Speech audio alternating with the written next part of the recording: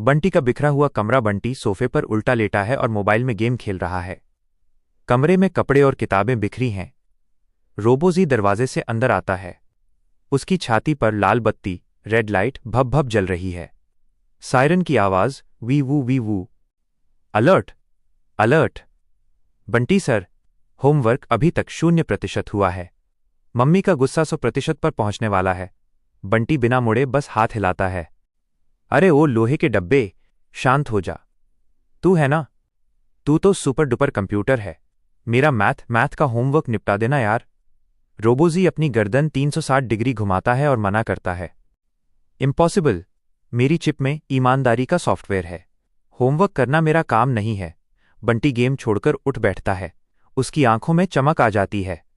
वो अलमारी से एक चमचमाता हुआ तेल का डिब्बा, ऑयल कैन निकालता है।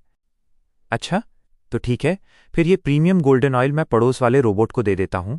इससे जंग रस्ट कभी नहीं लगता। रोबोजी की आंखें एकदम से दिल के आकार, हार्ट शेप में बदल जाती हैं।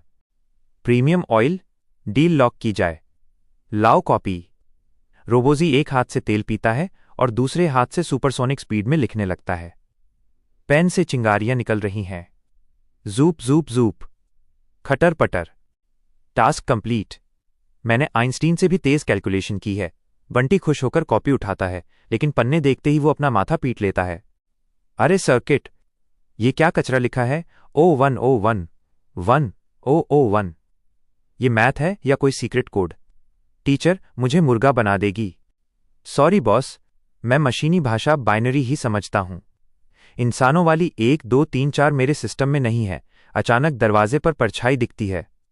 मम्मी की आवाज आती है। बंटी, अगर होमवर्क नहीं हुआ तो आज टीवी बंद।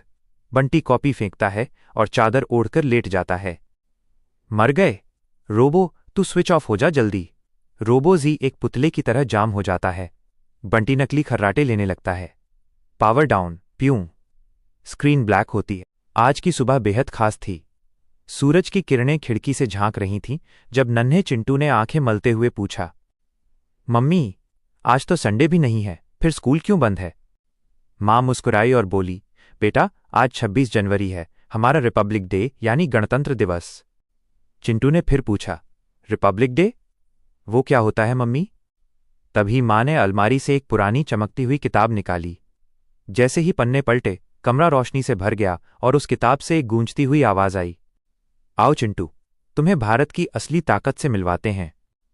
साल 1947 में हम आज़ाद तो हो गए थे, अंग्रेजों को भगा दिया था, लेकिन देश को चलाने के लिए हमारे पास अपने नियम नहीं थे। तब डॉक्टर बाबा साहेब अंबेडकर और देश के महान नेताओं ने एक सपना देखा। उन्होंने कहा, ये देश अब किसी राजा की तलवार से नहीं बल्कि संविधान से चलेगा। और फिर आया वो ऐतिहासिक दिन, 26 जनवरी 1950।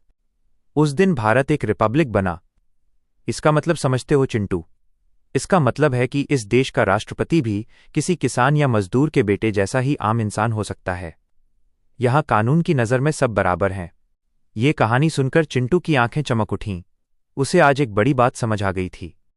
वो बोला, तो इसका मतलब मम्मी, ये देश हमारा है, ये कानून हमारे लिए है और इस देश का भविष्य भी हम ही हैं। मां ने गर्व से कहा, हाँ बेटा, यही है गणतंत्र की असली ताकत। तो आइए आज हम भी चिंटू की तरह अपने संविधान और अपने अधिकारों का महत्व समझें। सर उठाकर पूरे गर्व से बोलें, भारत माता की जय, वंदे मातरम। एक गांव में 10 पक्के दोस्त रहते थे। उन सबका बस एक ही अटूट सपना था, खुद चांद पर कदम रखना और वहां अपना तिरंगा फहराना। लोग हंसते थे, पर इन दोस्तों के सिर पर जुनून सवार था। सबने मिलकर दिन रात एक कर दिया और अपनी मेहनत से एक शक्तिशाली रॉकेट तैयार किया। फिर आया वो बड़ा दिन। 10 दोस्त रॉकेट में सवार हुए और काउंटडाउन गूंजा, 10 9 8 3 2 1 और लॉन्च। आसमान को चीरता हुआ उनका रॉकेट सीधा चांद पर जा उतरा। जैसे ही चांद की सतह पर कदम पड़े, सबका सीना गर्व से चौड़ा हो गया। सबने मिलकर शान से तिरंगा गाड़ा और एक स्वर में चिल्लाए, भारत माता की जय, जय हिंद। याद रखिए, जब दोस्त एक साथ मिलकर मेहनत करते हैं तो वे चांद को भी छू लेते हैं।